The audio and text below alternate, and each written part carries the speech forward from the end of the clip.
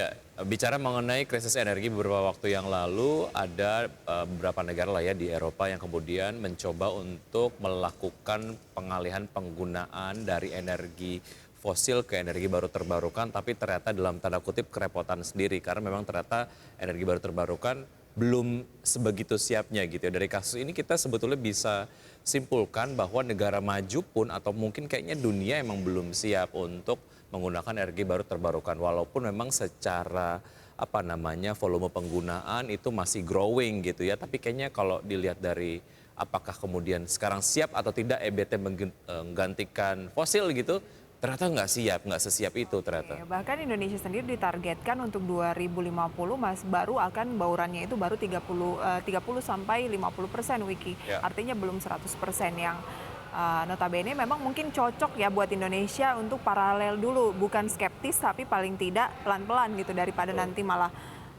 tidak sesuai dengan yang diharapkan gitu ya. Mumpung minyaknya yang di lifting di dalam negeri ini masih ada, kita paralel siapkan terus ataupun lakukan akselerasi terhadap persiapan energi baru terbarukan. Kita ke informasi berikutnya. Selanjutnya, lonjakan harga komoditas diprediksi berakhir pada tahun 2023. Kondisi ini dikhawatirkan mengancam pemulihan perekonomian, terutama penerimaan di anggaran pendapatan dan belanja negara 2023.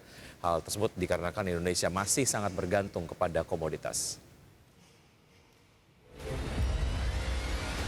Pada saat rapat kerja dengan Komisi 11 DPR lalu, Menteri Keuangan Sri Mulyani Indrawati mengatakan pemerintah tidak bisa lagi mengandalkan ekspor sebagai motor penerimaan negara.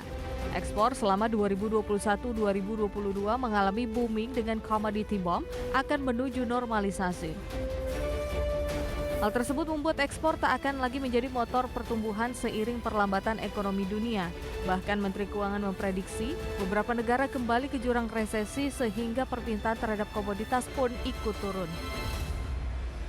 Oleh sebab itu, pemerintah berupaya menjaga konsumsi rumah tangga dan juga investasi. Dua komponen ini diharapkan bisa mengompensasi penyusutan ekspor terhadap produk domestik bruto. Dalam rangka ekonomi makro dan pokok-pokok kebijakan fiskal 2023, pemerintah menargetkan pertumbuhan ekonomi 5,3% hingga 5,9% lebih tinggi dari outlook tahun ini dan sebesar 4,8% hingga 5,5%. Dari target ini, investasi yang sempat terpukul saat pandemi bisa tumbuh di atas 6%. Pemerintah memperkirakan pendapatan negara di tahun 2023 sekitar 2.266,7 triliun hingga 2.398,8 triliun rupiah. Batas bawah target ini setara dengan outlook pendapatan negara tahun ini yang sebesar 2.266,2 triliun rupiah. Berbagai sumber IDX Channel.